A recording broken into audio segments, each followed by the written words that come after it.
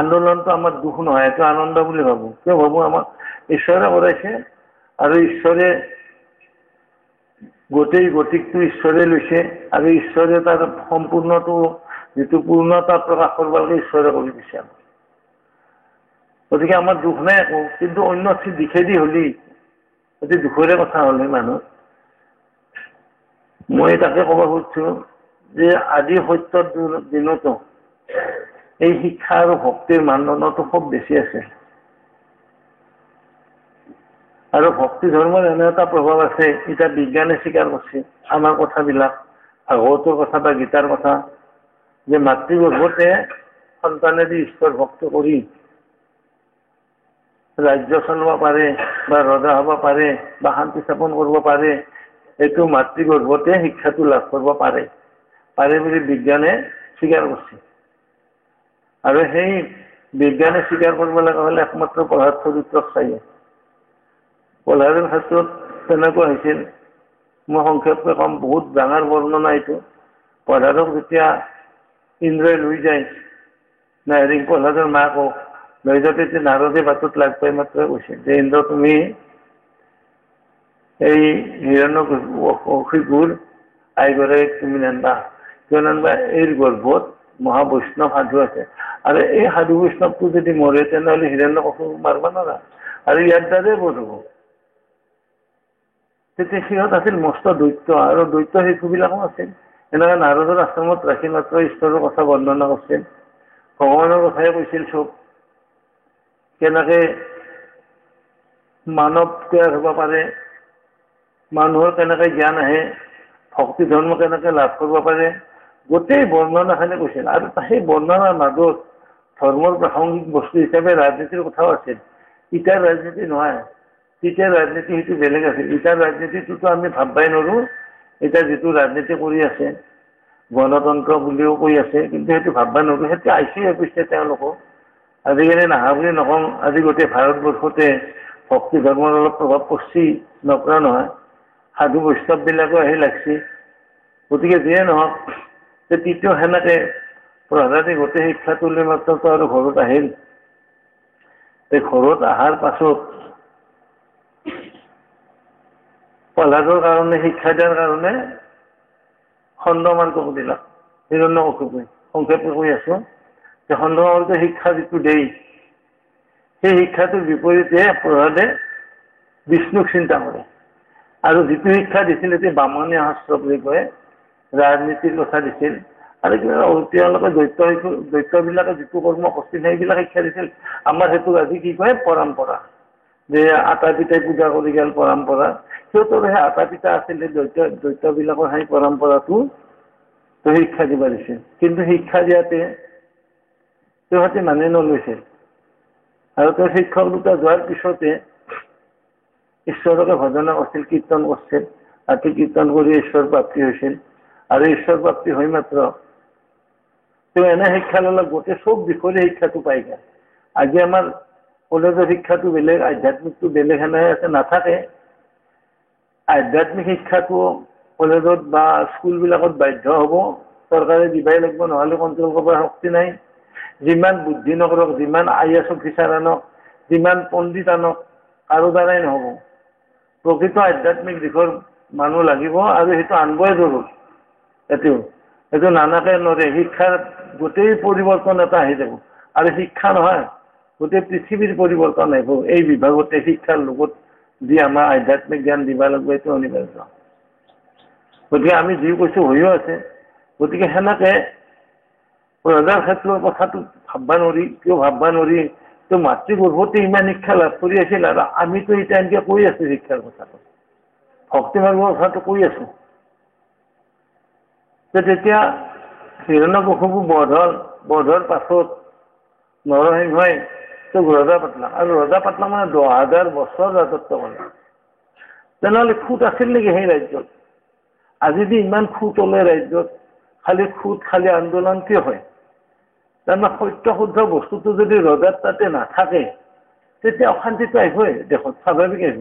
আমাৰ চবৰে আহিব অশান্তি, সত্য শুদ্ধটো নাথাকিলে। এতিয়া ভক্তি, মই নাম দিছোঁ ভক্তি কৰিছে, ভক্তিৰ মাজত যদি এসোপা কিবা মিলেলৈ মাত্ৰ পুত কৰি থাকে, তেতিয়া ইটা চৰকাৰহে নহ'ব। তাৰো শান্তি ভংগ হ'ব।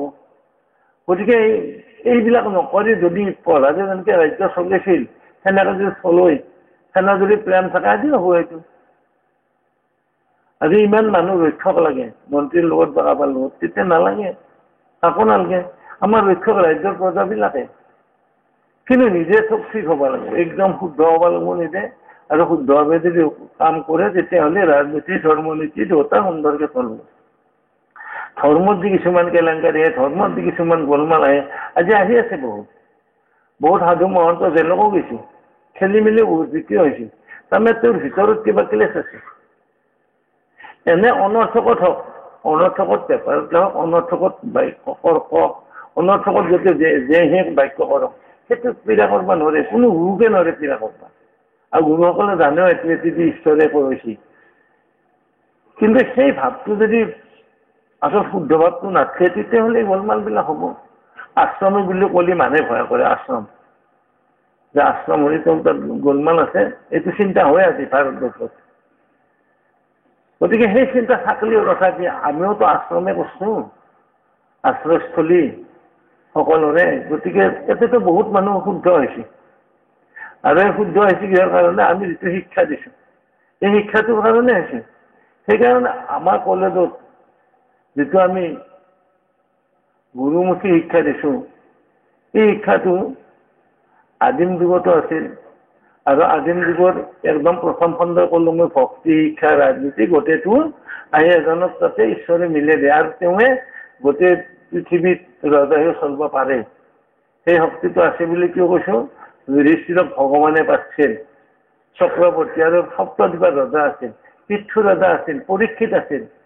গতিকে আমাৰ এতিয়া আছে ভাৰতৰ মানুহেদি গোটেই পৃথিৱী চলিছিল এটি সাতান। গতিকে ভাৰস্থ বৰি কিমান পুণ্য স্থান, আৰু ভাৰস্থ বৰিষত যদি জন্ম লাভ কৰে তাতকৈ সৌভাগ্যৱান আৰু নাই। কত পুণ্যৰ ফলত জন্ম বুলি কয় ভাৰস্থ বৰিষত। গতিকে এই ভাৰস্থ বৰিষ অখণ্ডভাৱে আছিল। কি অখণ্ডভাৱে আছিল? একেবাৰে পাকিস্তানখন ল অখণ্ডটো নহয়, গোটেই সপ্তদ্বীপা অখণ্ড আছিল। গোটেই সপ্তদ্বীপাৰ ৰজা আছিল যুধিষ্ঠিৰ। 7টা দ্বীপ, 7টা সাগৰ, এই গোটেইখিনি যুধিষ্ঠিৰৰ নামত আছিল। কিহৰ কাৰণে আছিল? একমাত্ৰ কৃষ্ণৰ কৃপাৰ কাৰণে। গতিকে ঈশ্বৰৰ কৃপা যদি বিচাৰে ছাত্ৰ ছাত্ৰীবিলাকে হওক, প্ৰফেচাৰবিলাকে হওক, আমাৰ দুৰ্গতি আহিব নোৱাৰে, আমাৰ শান্তি হ'বই, শিক্ষাটো ভাল হ'বই। সেইকাৰণে পৃথুৰাজৰ ৰাজ্য চলিছিল। যে পৃথুৰাজৰ ৰাজ্যত এনেকুৱা সুখী আছিল প্ৰজাবিলাক যে তেওঁ কান্দি কান্দি মানে ৰাজাক কৈছিল, ৰাজাই প্ৰজাক কৈছিল কাৰোবাৰ কিবা দুখ হৈছে নেকি প্ৰভু, অকল কাৰোবাৰ কিবা কষ্ট পাইছে নেকি? গণসমাৱেশত, তেতিয়া গণসমাৱেশ হয়, আমি এইকেইদিন টিভিত দেখি আছো নহয়, এই গোলমাল লাগছে যে অজস্ৰ লোক, তেনেকে পৃথুৰাজৰ ৰাজ্যৰ মানুহবিলাক চব আহিছিল। তো কিমান ডাঙৰ ৰাজা আছিল। আৰু এই মানুহবিলাকক চবকে হাত জোৰ কৰি সেৱা কৰি কৈছে। আৰু অন্তৰবিলাক জয় হৈ গৈছিল। কোনোবা এটি ৰাজাক বেয়া পোৱা মানুহ আছিল, সেই বেয়া পাবৰ জাগাই নাই তাৰ, অন্তৰ পবিত্ৰ হৈ গ'ল। ৰাজাই হাত জোৰ কৰি যেতিয়া প্ৰজাক ক'লা যে কাৰোবাৰ কিবা দুখ আছে যদি ক'ব পাৰা, কাৰোবাৰ যদি কষ্ট পাইছে, তেতিয়া প্ৰজাবিলাক সুখকে কান্দছিল যে মহাৰাজ কি কয় আপুনি, আপোনাৰ নিচিনা ৰজা যদি চিৰদিন থাকে তেতিয়াহে আমি সুখী হ'ম। প্ৰভু একো আমাৰ দুখ নাই, আমি বিৰাট সুখত আছো, আনন্দত আছো আমি বিৰাট। তেনেহ'লে সেনে কথা ক'ত হৈছিল? ভাৰতবৰ্ষতে হৈছিল, আমাৰ এই ভাৰতবৰ্ষত। আৰু কোনো এই ভাৰতবৰ্ষৰে ছাত্ৰ বা ভাৰতবৰ্ষৰে আমি মানুহ। গতিকে আমি আগুৱাই যাব নোৱাৰা কাৰণ একো নাই, আমাৰ মানে বহুত ইতিহাসত আছে আৰু আগৰ বহুত কথা আছে আমাৰ ভাৰতবৰ্ষত। গতিকে এই ভাৰতবৰ্ষ বৰ্ষতে জন্ম লাভ কৰি যদি আমি ঈশ্বৰক ভজবা নোৱাৰো, আমি যে সাধাৰণ শিক্ষাটো ভাল ধৰণে আধ্যাত্মিক জ্ঞান লৈ মাত্ৰ যদি উন্নতি কৰিব নোৱাৰো, তেনেহ'লে কিহেদি পাৰিম? আমাৰ ৰাস্তাটো নাইয়ে, অন্য ৰাস্তা মানৱ জীৱনত নাই। আৰু গোটেই 4 মুঠি জীৱৰ ভিতৰতে মানুহ শ্ৰেষ্ঠ, আৰু মানুহত কৰি শ্ৰেষ্ঠ একো নাই। আৰু মানুহৰ তাতে ইমান বস্তু আছে যে ভাববা নোৱাৰি, অজস্ৰ সম্পত্তি আছে মানুহৰ তাতে। কিন্তু আমি এটা কৈছো, এই কেৰালাত এটা মন্দিৰ হৈছে, তাতে বহুত সম্পত্তি হৈছে, যে অজস্ৰ সম্পত্তি হৈছে উলিয়াইছি, তাৰ হিচাপ দিবা নোৱাৰি কিমান কোটি কোটি টকাৰ সম্পত্তি। আৰু এটা লৰাই নাই আছে, কিন্তু এই সম্পত্তিৰ হিচাপটোত আমি আনন্দ কৰছো, ঠিক আমি ভাবছো হয়, কিন্তু সেই সম্পত্তিৰ গৰাকী কোনে আছিল? মানুহ নাছিল জানো? না বেলেগ আছিল? পশু পতংগতো নহয়, মানুহে আছিল। গতিকে মানুহৰ ব্ৰেইন কিমান আৰু মানুহৰ শক্তি কিমান, এতিয়া যদি চিন্তা কৰি ভালকে চা, ভালকে যদি ভক্তি কৰি ঈশ্বৰক ভক্তি কৰি চা, নিজে বুজি পাবি যে আচলতে আমি এই মনুষ্যত্ব যদি লৈছো ভাৰতবৰ্ষত, আমি চব কাম কৰিব পাৰো। আমাৰ নৰা কথা একো নাই, আমি গোটেই কৰিব পাৰো। আমাৰ তাতে কিমান আসুৰিক বৃত্তি আছে, মানুহৰ অন্যায় কৰিব পাৰো, অত্যাচাৰ কৰিব পাৰো, বহুত বস্তু বিনাশ কৰি দিব পাৰো আমি। আৰু আমি কি কৰিব পাৰো যে এখন বিৰাট বৃহত্তৰ আধ্যাত্মিক সমাজ গঠন কৰিব পাৰো। আৰু আমি কি ধনৰ গৰাকী হ'ব পাৰো? কি ধন? যে নাম ধনৰ গৰাকী। কি ধন? বোলে বাহিৰত যিমান ধন সম্পদ আছে তাৰে উভতেৰে গৰাকী হ'ব পাৰো। কিহৰ কাৰণে? একমাত্ৰ ঈশ্বৰৰ কৃপাৰ কাৰণে, ঈশ্বৰৰ কৃপাৰ কাৰণে। আৰু এই জ্ঞানটো যদি আমি লাভ কৰিব পাৰো তেতিয়া আমি চব পাৰিম। সেইকাৰণে মানুহৰ তাতে ভাল ভাল বস্তু আছে, কিন্তু ব্যৱহাৰ নাই। আৰু ব্যৱহাৰ নাই যোৱাৰ কাৰণে, অজ্ঞানতাৰ কাৰণে মানুহ আজি পশুৰ নিচিনা ঘূৰি গৈছে। মদ খাইছে, অত্যাচাৰী হৈছে, টকা পইচা লাগে, ধন সম্পত্তি লাগে, কাৰোবাৰ অন্যায় কৰি নিছে। কিহৰ কাৰণে নিছে? তাৰমানে পশুটো অধম বুলি যে কৈছিল মাধৱদেৱে, এইটো কথা যে পশুটো অধম সেইটো কুমতি, যে এনে কুমতি সি, তাৰ এনে সুজ্ঞান পাইছে, সি সুজ্ঞান নাপলা, সি পশুৰ নিচিনা ঘূৰি ফুৰিব আছে। কিন্তু তাতে কিমান সম্পদ আছে। আমাৰ এটা নকৈছে না মানৱ সম্পদ বুলি। মানৱ সম্পদটো বাহিৰেদি বেছিকে লৈ গৈছে। আচলতে মানৱ সম্পদটো কি? আচল ভিতৰৰ বস্তু আমাৰ সম্পদটো। আমাৰ এটা কোনোবা যদি ডাঙৰ মানুহ হৈছে, তেওঁ এখন বৃহৎ সমাজত যদি হৈছে, তেনে তেওঁ সেইবিলাক সম্পদ নহয় জানো? গোটেই বিশ্বত যদি এটা ৰজা আহিছে নহয়, যুধিষ্ঠিৰৰ গোটেই সম্পদেই আছিল চব। যুধিষ্ঠিৰৰ শক্তিৰ কাৰণে, কৃষ্ণৰ কৃপাৰ কাৰণে সপ্তদ্বীপা সম্পদ পাইছিল না নাই? সপ্তদ্বীপা সম্পদ একমাত্ৰ কৃষ্ণৰ কৃপা আৰু ভক্তিৰ কাৰণে পাইছিল। গতিকে যদি ভক্তি কৰিব পৰা যায়, ঈশ্বৰক চিন্তা কৰিব পৰা যায়, তেনেহ'লে কি নাপায়? আমাৰ চব পাওঁ আমি। কিন্তু আমাৰ নিজৰ অৱহেলাৰ কাৰণে বা নিজে আমি জ্ঞান লাভ কৰিব লাজ কৰোঁ বা জ্ঞান লাভ কৰিব নাযাওঁ, আমি গুৰুৰ ওচৰত নাযাওঁ কাৰণে আমি অৱহেলা কৰি আমাৰ মানে আসুৰিক বৃত্তি লৈ মাত্ৰ ঘূৰি ফুৰি আছো। আমি দৈবিক বৃত্তিৰ ওচৰে পাওঁ। তে আদিম যুগৰ পৰা এইবিলাক চলি আছে, এটা আদৰ্শ দি গৈছে, কিন্তু সেই আমি ৰাখিব পৰা নাই। ভাগৱতখন পঢ়িবা গ'লে ভগৱতকেইটাই তাতে কাষত বহি থাকিব নোৱাৰে, অধৈৰ্য হৈ যায়। আৰু যদি কিবা কামত যাব লগা হ'ল তেনেহ'লে বৰ কষ্টই হ'ল। আৰু সেই কষ্টটো ভাবলি নহয়, আমি কষ্ট স্বীকাৰ কৰি কৰিবই লাগিব কামটো, নকৰিলে নহ'ব। আজি আমি স্কুল কলেজ কৰিছোঁ, মিটিং কৰি কৰা নাই।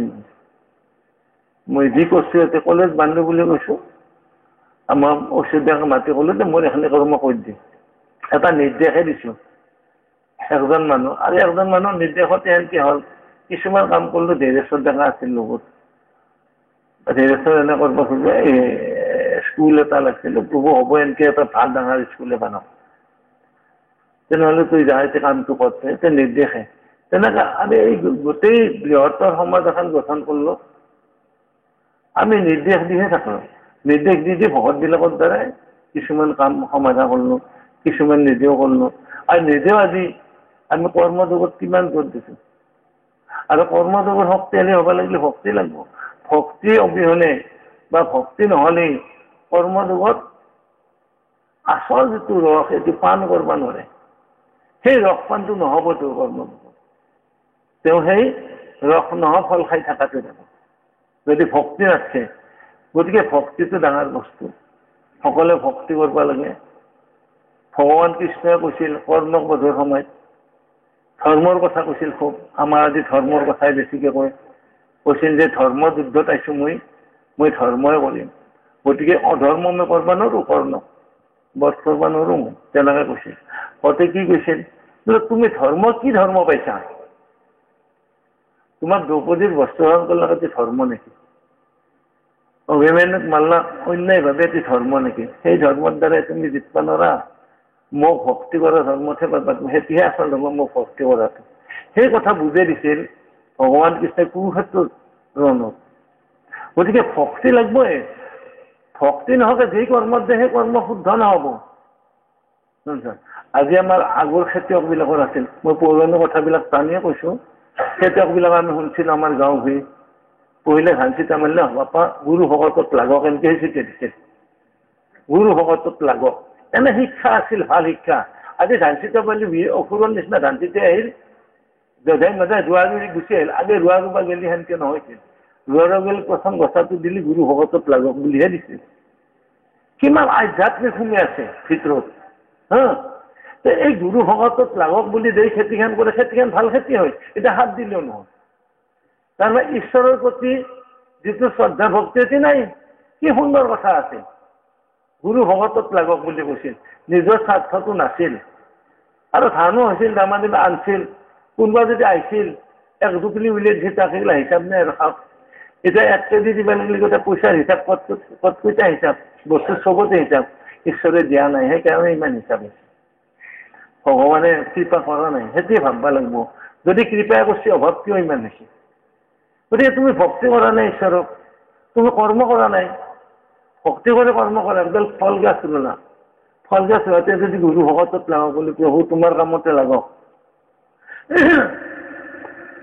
তেনেহ'লে কিমান কাম হয় মই এটা পদত লিখিছিলোঁ নহয় অ বগৰী ফল খাই বৰ চাদ পাই অ ভিতৰৰ গুটিগত শ্ৰদ্ধা নকৰ ৰাম সেই গুটি হন্তে জানা অংকুৰ গদৈ অ ভকত সকলে তাংক শ্ৰদ্ধা কৰি বগৰী ফল এটাৰ উদাহৰণ যে বগৰী ফল এটা খাইছে আৰু গলি মাৰি যে বাকলি খাইছে তাৰ সেইখিনি সৎ পাইছে গুটিটো ফেলাই আছে কিন্তু গুটিটোতহে আচল ৰস আছে গতিকে তুমি বিৰাট ধুনীয়া ভাল ড্ৰেছ পিন্ধছা বহুত সুন্দৰকৈ আহিছা তোমাৰ সৌন্দৰ্যটো বাঢ়িছে কোনে যেনেকে বগৰীৰ গুটিটোৱে গছডালৰ জকমকীয়া কৰি সৌন্দৰ্য এটা বাঢ়ৈ সুন্দৰকৈ গাজি আহিল পলিটো এই দুই পাততে চাই চাই ভাল লাগে পাছত দেখপিতে জকমককৈ আহিল তাতে যি ফল লাগিল কিমান সৎ যি বহুত সৎ পোৱা যায় কিন্তু গুটিটোৰ শ্ৰদ্ধাটো নাই তেনেকে আমিও মানুহসকলে বহুত টকা পইচা খৰচ কৰি নিজৰ দেহাটোত পৰিষ্কাৰ কৰি ৰাখি মাত্ৰ কিন্তু ভিতৰত যে আত্মা আছে আৰু আত্মাৰ গতি কেনেকে হয় আত্মাৰ সদগতি কেনেকে কৰিব পাৰি আৰু আত্মা চিন্তা কেনেকে কৰিব পাৰি এই চিন্তাটো আমাৰ নাই বগৰীৰ গুটি ধৈৰ্য ফেলৰ নিচিনা ভিতৰত হৰি আছে কিন্তু হৰি চিন্তা এৰি মাত্ৰ এই বৈৰী চিন্তাটোহে আহিল গতিকে লাভ একো নহল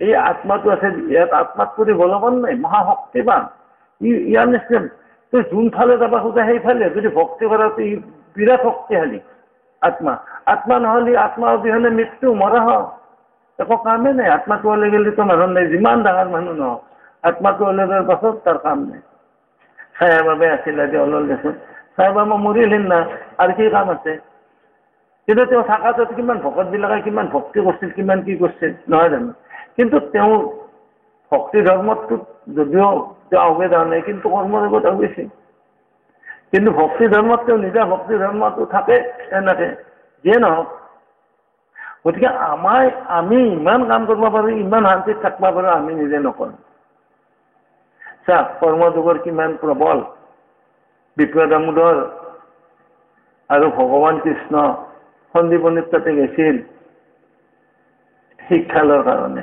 শিক্ষা আৰু তেওঁলোকৰ যুদ্ধ শিক্ষা ল'ব বেদ চৰ্চা কৰিব এইবিলাক চব শিক্ষা যাব তেওঁ গুৰু আছিল তেওঁ যাই নাতো তাকো গুৰু পত্নীহে ক'লে যে বাচ্চাহঁত এটা ডাঙৰ সমস্যা হৈছে আমাৰ খৰি নাই এতিয়া সিহঁতকতো একমুঠা ৰান্ধি খুৱাব লাগিব খৰি নাই গতিকে অলপমান খৰি আন যায় তেতিয়া কৃষ্ণই ক'লে ঠিক আছে আইজ যদি নিৰ্দেশ খেতি ইটো পালন কৰবাই লাগিব গুৰু পত্নী নিৰ্দেশ এইবিলাক খৰি লৈ যাম জংঘলত খৰি কাটব যাই সিহঁতে ভিতৰত দিয়ে খৰি তলি কাটি বজা মানছি ইমান ধুমুহা আহিল ইমান বৰষুণ শিল বাট বৃষ্টি একদম মানে জংঘলত মানুহ থাকিব নোৱাৰা হয় তেওঁলোকে কিবাকে থাকি থাকাতে ৰাতিপুৱাই গেল এইফালে চিন্তা হ'ল গুৰু পত্নীৰ এইফালে ভগৱানৰ হেৰিৰ সন্দীপনীৰ মুনিৰ চিন্তা হ'ল যে কি কৰা যাব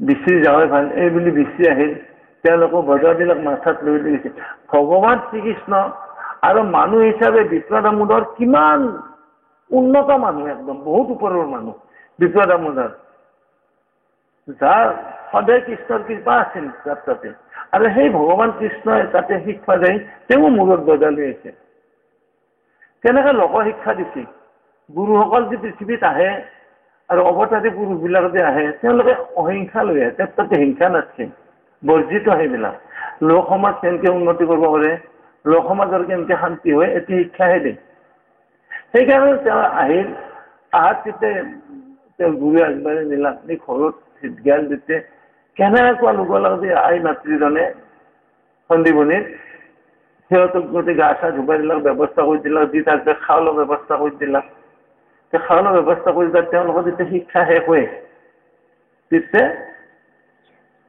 গুৰু দক্ষিণা খুজিছিল সন্দীপনী তেওঁ এটা পুত্ৰ গতিকে গুৰু দক্ষিণাটো দিলা সেনেকে খেতি হ'ল মোটামুটি কৈছো মই গতিকে আদিমৰ পৰা শিক্ষাটো কেনেকুৱা আছিল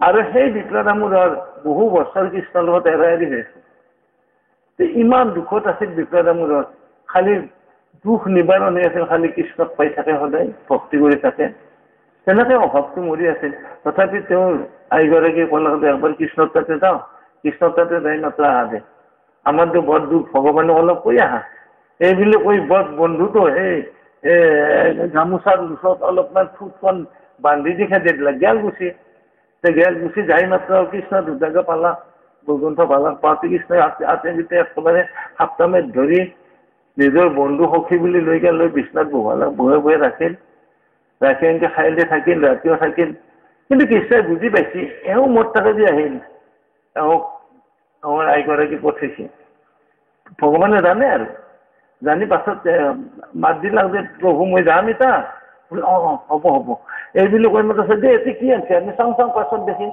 পাছত দিকে চাই যে খুবকণ অলপমান আছে লক্ষী ক'লে লক্ষী আহা ভাল বস্তু আনছি এই বুলি একমুঠা খাই দিলাক কৃষ্ণ কি সদৰ বস্তু খুব ঢেৰ এটা মানে তাৰমানে ভকতে নাই বস্তু ইমান অমৃত পাইছে ইমান ভক্তি কৰি নিছি বিপ্লৱ দামোদৰে মানে চকুৰ পানী ওলাইছে একদম কান্দি দিছে ভগৱান কৃষ্ণৰ কাণ্ডটো দেখি অদ্ভুত কাণ্ড এইটো আৰু কিনো বাপৰে বাপ ভগৱান কৃষ্ণ মই সামান্য এটা বস্তু বুলি ইমান মানে হেৰি কৰিছে আদৰ কৰি লৈছি ভক্তি তেওঁ মোৰ পৰা মই তেওঁৰ লগত একো নহয় খেৰ গোটা একোৱে নাই মোৰ তথাপি তেওঁ কেনেকৈ মোক আদৰ কৰিলে আৰু কেনেকৈ ৰাখছি মোক সোণৰ পালেঙত সুন্দৰকৈ ৰাখলাক মোক কেনেকৈ পঞ্চামৃত খোৱালাক পঞ্চান্ন খোৱালাক কি সুন্দৰকৈ মই খালোঁ তে সেনেকৈ থাকি মাত্ৰ ধৰ মাত দি গুচি আহিল আৰু আগবাঢ়ে চালাক ভগৱান কৃষ্ণই আগবাঢ়ে চাত গেল আহি দি দেখে তো ঘৰটো নহয় তেওঁৰ ঘৰটো নহয় একেবাৰে বিৰাট আট্টালিকা বিল্ডিং একেবাৰে পোহা দেয়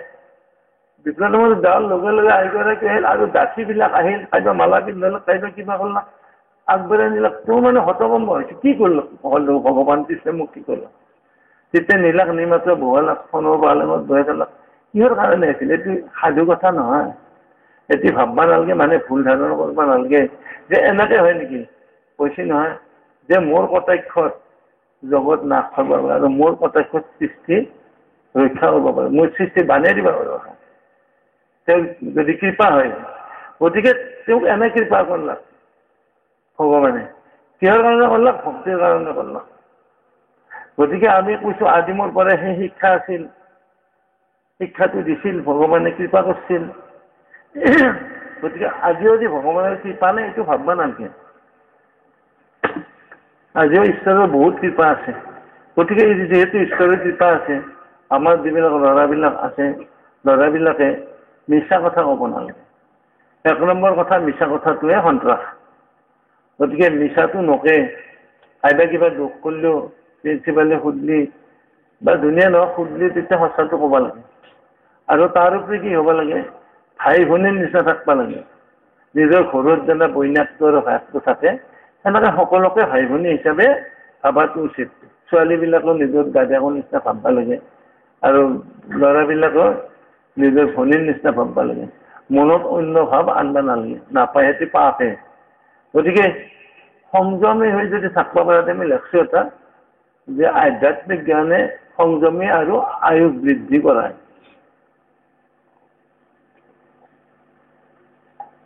এটি স্কুলীয়া শিক্ষাত লেখা হৈছে যে স্কুলীয়া শিক্ষাৰ লগত আধ্যাত্মিক জ্ঞান প্ৰদান কৰা অৰ্থাৎ স্কুলীয়া শিক্ষাৰ লগতে আধ্যাত্মিক জ্ঞানটো জানিব লাগে কিয় যে ল'ৰাটোৰ আত্মা ছোৱালীটোৰ আত্মা একেই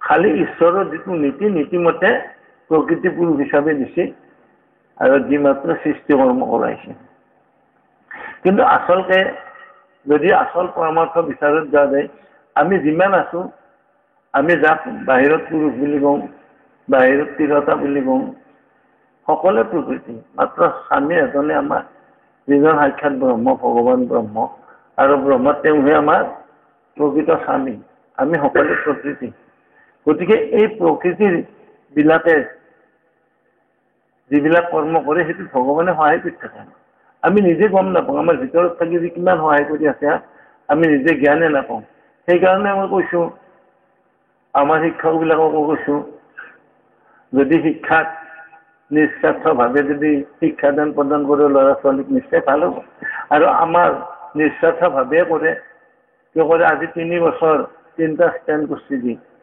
গতিকে এই 3টা ষ্টেণ্ড কৰাটো আমাৰ শিক্ষাৰ যিটো বিভাগ বা প্ৰফেচাৰবিলাকে কষ্ট কৰি কৰাইছে আৰু ছাত্ৰবিলাকেও পঢ়িছে কিন্তু অন্য বস্তুবিলাক চব পোৱা যায় আৰু সময়বিলাকো পোৱা যায় খেতি ইবাৰ নকৰা এবাৰ কৰিম বোলে এইবাৰ ৰৈ লতি কাম এবাৰ কৰিম কিন্তু শিক্ষাটো নহয় হেনে যিটো সাধাৰণ শিক্ষা দিয়া হৈছে সি মানে এটা বয়সৰ নিৰ্ণয় আছে আৰু সেই বয়সৰ নিৰ্ণয় মতে শিক্ষাটো লাভ কৰিব পাৰি গতিকে এটা শিক্ষা লাভ কৰা টাইমত অন্য মনস্থ হ'ব নালাগে ছাত্ৰ ছাত্ৰীবিলাক গোটেই ছাত্ৰ ছাত্ৰীয়ে খালি শিক্ষাতে লাগব লাগে এটা সাধনা ঈশ্বৰক কিতাপখন ল'লে ভগৱানক ভক্তি কৰিলে ভক্তি কৰি গ'লে প্ৰভু তুমি কৃপা কৰিবা আৰু মই ল'লো আৰু কিতাপখন নিমিত্ত হয় এইবুলি নিমিত্ত হৈ কিতাপখন পঢ়িব লাগে আৰু কিতাপ পঢ়াৰ এটা সময় আছে যেনেকৈ আমি এটা ক্ৰম দিলোঁ এতিয়া 72 ঘণ্টা ক্ৰম কৰিব তো 72 ঘণ্টা বহে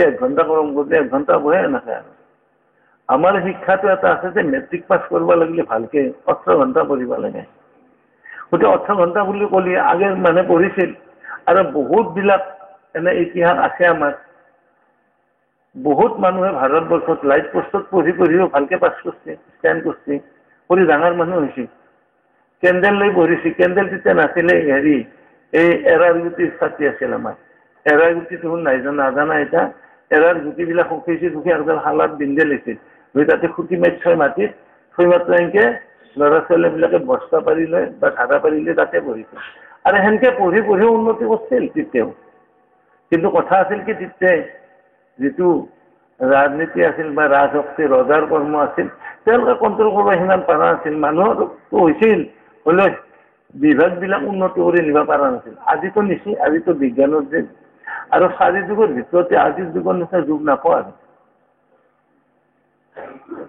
আগে ইয়াৰ পৰা ভাৰতবৰ্ষৰ পৰা যদি কিবা বস্তু নিচে আৰম্ভ কৰি যুদ্ধ কৰিও গাড়ীত নিচে ৰথেদি গৈছিল ভগৱান কৃষ্ণ ৰথেদি আহিছিল কোনদিন নগৰক ঘৰৰ ৰথেদি কিন্তু ইটা 2 ঘণ্টা টাইমত দিল্লী পাই যে বিজ্ঞানৰ কিমান প্ৰভাৱ আদুৰ্ভাৱ কিমান বিজ্ঞানৰ আৰু এই বিজ্ঞানসকলেও স্বীকাৰ কৰিছে যে ভগৱান আছে ঈশ্বৰ আছে বুলি তেওঁলোকে হাত দাঙি দিছে যে ঈশ্বৰ আছে ঈশ্বৰ অবিহনে আমাৰ একো নহয়তো বহুত বৈজ্ঞানিক ময়ে শৰণ দিছোঁ চাইণ্টিষ্টবিলাকক বহুতক মই শৰণ দিছোঁ এনেকৈ আলোচনা কৰিয়ে সেইকাৰণে এই 4 যুগৰ ভিতৰত কলিযুগ বহুত উন্নত সব ফালেদি আৰু কলিযুগত জন্ম লাভ কৰাটো অতি ভাগ্যৱান বহুত ভাগ্যৱানবিলাকেহে কলিত জন্মিছিল জাতাৰ মানুহে কৈছিল কলিত যাতে জন্ম প্ৰভু কৃপা কৰবা ডাকৰেও কৈছিল কলিত যাতে জন্ম প্ৰভু কৃপা কৰবা কিয় কলিত জন্ম বুলি কৈছিল ইমান সহজ পন্থ মানে ভাববাই নোৱাৰি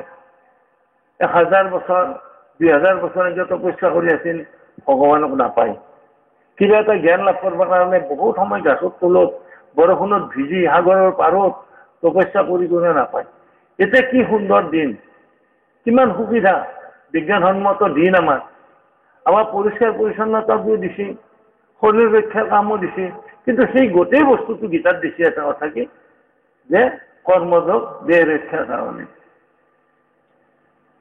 আৰু ভক্তিযোগ আত্মাক বিকাশ কৰাৰ কাৰণে যাতে আত্মাটোক যাতে মই দেখা পাওঁ মই ক'ৰ পৰা আহিলোঁ ক'ত যাম গৈছে মইনো কি বস্তু আহিলোঁ এটা এই আত্মা প্ৰকাশটো শক্তিত দিছে আমাক কিমান সুন্দৰ এই যুগ পোৱা যাব জানো ভাগ্যত কত পোৱা নাযায় সেইখনতে আমাৰ সব শাস্ত্ৰতে লিখছি ভাৰস্থ পৰিষদ অত পুণ্যৰ ফলে তুমি জন্মিছা এই ভাৰস্থ পৰিষে গোটেই পৃথিৱী জয় কৰিছিল আৰু এই ভাৰস্থ পৰিষৰ ৰজাই আমাৰ শাসন কৰিছিল গোটেই আমেৰিকা এইবিলাক গোটেই আমাৰ ভাৰতে শাসন কৰিছিল কিন্তু আজি সেই ভাৰতে আমাৰ এখনিমান হৈছে নামান কিয় হৈছে এনেকে আমাৰ মানে মনোবল যিটো আৰু ঈশ্বৰ ভক্তি যিটো লোক পাইছে আৰু ঈশ্বৰ ভক্তি লোক পোৱাৰ কাৰণে আজি এনে দুৰ্বল গতিকে সিহঁতৰ যুগ এনে ভাগ্যৱানটো শুন আজি চা কিমান সুগম পথটো এতিয়া আহিছা কোনো হাইহাল্লা নাই অশান্তি নাই একদম সুন্দৰভাৱে তোন আছা খালি পঢ়িবা লাগে আৰু আধ্যাত্মিক জ্ঞানৰ কথাটো প্ৰত্যেক মঙলবাৰে তোমাৰ লগত আলোচনা হয় আচ্ছা সেইকাৰণে তোমাক মই কৈছো পঢ়াত খুব গুৰুত্ব দিবি সকলে আজিৰ পৰা মই ধৰি ল'ম দে ইহঁতে পঢ়িব আৰু ভালকে গতিকে তোৰ চবে পঢ়িবি তোৰ 18 ঘণ্টা নৰা 12 ঘণ্টা পঢ় এখনতো পাৰিবি 12 ঘণ্টা পঢ়াটো একো ডাঙৰ কাম নহয় চবে পঢ়িবি ভালকে আৰু তোৰ মিলা প্ৰীতিকে চলবি জানছা এতিয়া কিছুমান আমাৰ আছে ব্ৰহ্মচৰ্য ৰক্ষাত কেইটামান ডাঙৰ নিয়ম আছে আৰু সেই নিয়মবিলাক পালন হ'লেই খাদ্যৰ নিয়মটো যিটো আছে মই যিটো সহজ কৰি দিছো খাদ্যৰ নিয়মটো খালি মাছ মাংস কণী এইবিলাক খাব নালাগে সেইবিলাক খালি শৰীৰৰ গৰমটো খুব বেছি আহে ভাৱ ভংগীবিলাক বাহিৰমুখী হয় গতিকে সেইটো মই মানা কৰিছো কিন্তু এটা বস্তু কৰিব নোৱাৰি কি ল'ৰা ছোৱালী আজি যিটো হৈছে সেইটো মানে ওচৰকে যাব নাই ল'ৰা ছোৱালীৰ লগত ছোৱালী আৰু ল'ৰাই কথা পাতি ঈশ্বৰৰ কথাই পাতিব লাগে মন চঞ্চল কৰিব নালাগে আৰু মন চঞ্চল হ'লে ব্ৰহ্মচৰ্য ভংগ হয় শৰীৰ নষ্ট হয় সোনকালে বেমাৰী হয় মাথাৰ স্মৃতি শক্তি কমে যদি বাহিৰমুখী হয় ল'ৰা ছোৱালী বুজি পাইছা না তুমি পাইছা না সেইটো সাৱধান ৰাখবি চবে এই ব্ৰহ্মচৰ্যক চবে ৰাখবা লাগে সব বিলাকে ব্ৰহ্মচৰ্য ৰাখবা লাগে কোনোবা যদি খোৱা খাদ্যৰ গোলমাল হৈছে তথাপি তোৰ মনৰ যিটো শক্তি ঈশ্বৰৰ প্ৰতি যিটো ভক্তি এইটো ৰক্ষা কৰিব লাগে বুজছা আৰু আজি কিয় এনে হৈছে আজিতো মানুহবিলাকে সব বাহিৰমুখী ল'ৰা ছোৱালী ক'ৰবাত লগ লাগি চবে প্ৰেমৰ কথাটো আহে প্ৰেমটো হৈছে ঈশ্বৰৰ প্ৰতি প্ৰেমটোহে এতিয়া আমাৰ সকলোৱে মুখে মুখে খালি প্ৰেমৰ কথা কয় ল'ৰা ছোৱালীৰ প্ৰেমটো এইটো আচলতে প্ৰেম নহয় এটি ঘোৰ মায়া এটি মায়া মুগ্ধ বুলি কয় অৰ্থাৎ মায়াত মুগ্ধ হ'ল কিন্তু সেইটো বস্তুখিনি ঈশ্বৰ ভক্তিৰ যিকেইটা শব্দ সেইকেইটা প্ৰয়োগ কৰিছে যে ল'ৰা ছোৱালীৰ প্ৰেম হৈছে মোৰ ল'ৰা ছোৱালীৰ প্ৰেম হৈছে প্ৰেম শব্দটো নাথাকে তাতে প্ৰেম শব্দটো হ'ল ঈশ্বৰৰ প্ৰতিহে আমাৰ স্বামীৰ প্ৰতিহে প্ৰেম কি যে যিজনাই নেকি গোটেই জগতখন চালু কৰি আছে সেইজনৰ প্ৰতি প্ৰেম থাকিলেহে মানুহ মুক্ত হ'ব পাৰে আৰু পোহৰ পাব পাৰে তেওঁ আচল বস্তুটো পাব দিব্য জ্ঞানটো পাব কিন্তু এইটো ল'ৰা ছোৱালীৰ এইটো প্ৰেম শব্দ নহয় এটি মায়াত মুগ্ধ হয় মাত্ৰ ধ্বংস হয় নষ্ট হৈ যায় এইটো ধ্বংস শব্দটো কিমান ডাঙৰ কথা কি ধ্বংস হয় মানুহটো মৰি যোৱা নহয় তিলকে আস্তে আস্তে আস্তে আস্তে স্মৃতিবিলাক নোহোৱা হৈ যায় মাথাই কাম নকৰে পঢ়িবাৰ বছৰ চকুটা বিহ বুলি ক'ব মাথাটো টিং টিং কৰা বুলি ক'ব কিবা হ'ব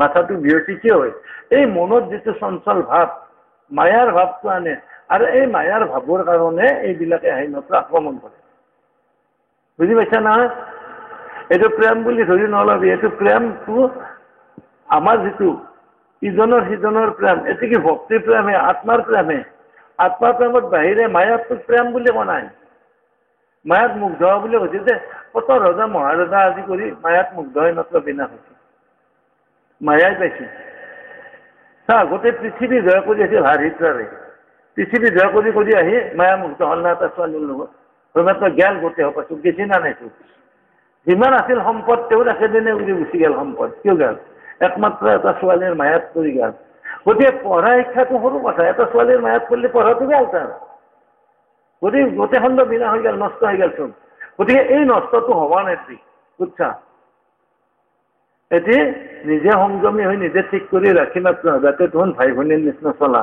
আৰু আজিৰ পৰা যাতে তোন 12 ঘণ্টা পঢ়াৰ চেষ্টা কৰা এটি চেষ্টা কৰিবি না এতিয়া মই কৈ থাকিম দেচোন আজি আহিছোঁ, আগতে হয়তো 2 দিনে 3 দিনে আহিছিলোঁ। আজিকালি বহুত কাম, মই কেনেকৈ সমাজখন গঠন হয়, দেশত কেনেকৈ শান্তি স্থাপন হয়, এটি চিন্তা কৰা হয় আমাৰ। আৰু দেশখন শান্তি কৰিব লাগিলে আমি নৰিম বুলি ভাববা নালাগে, আমি পাৰিম। কিয় নৰিম আমি? আমাৰ যদি গোটেই ভাৰতবৰ্ষৰ চতুৰ্দিশে যদি আমাৰ আধ্যাত্মিক জ্ঞান পোৱা ল'ৰা ছোৱালীবিলাকে চাকৰি কৰে বা কৰ্মযোগত যদি নুমি যায়, যদি মানুহবিলাকক যদি ভক্তি জ্ঞানটো দিয়ে, তেতিয়াহ'লে হ'ব। কিয় নহ'ব?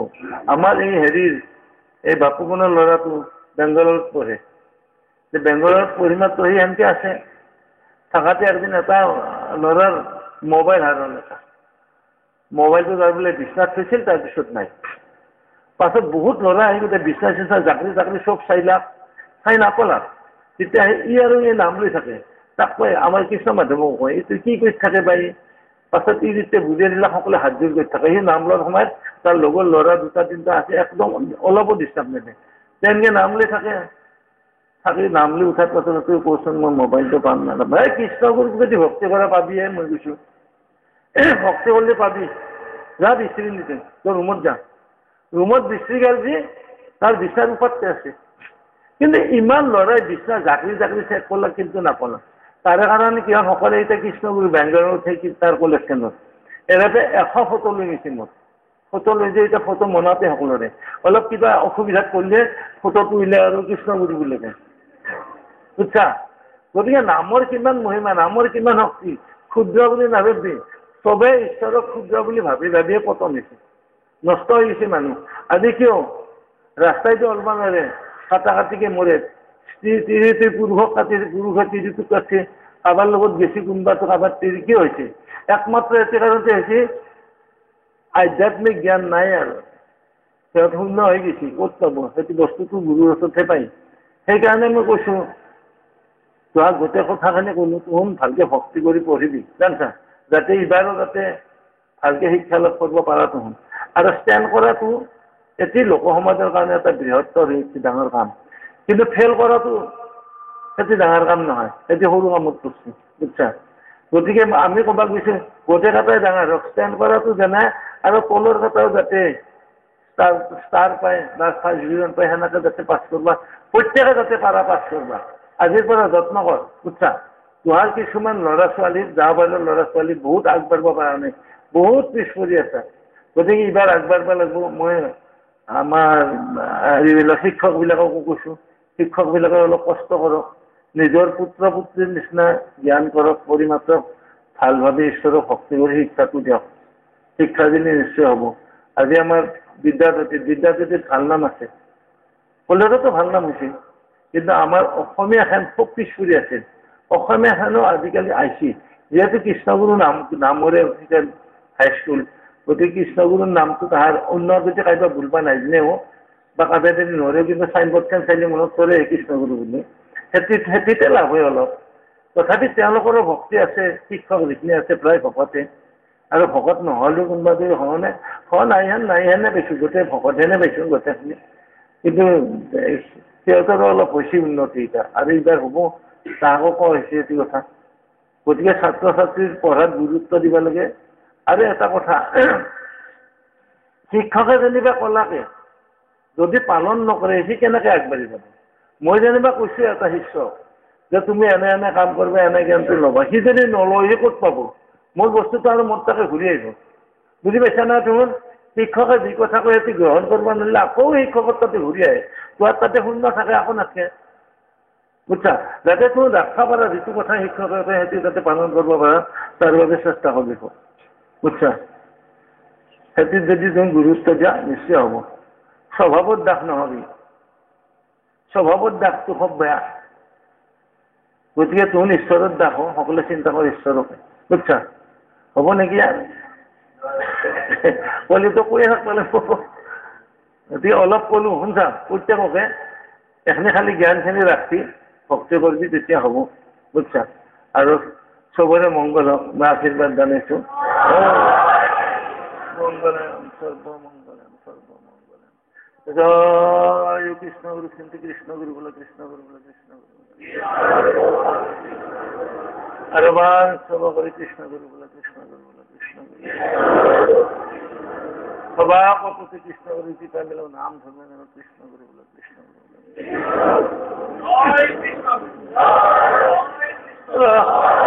বলে জিন্দি নিয়েছি নিয়ে লই যা